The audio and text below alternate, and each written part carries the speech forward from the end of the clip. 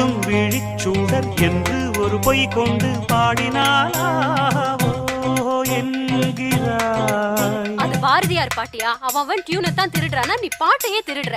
பொய் பாட்டில் சொன்னால் கவி என்கிறாய் கண்மணி. அடப்பாவி, பாரதியார் பாட்டியா பொய்யுங்கிறியா? உன்மேல் ஆசை வைத்து நானோர் பொய்யைச் சொன்னால் சீரிடும் தென்றலாகி போகிறாய்.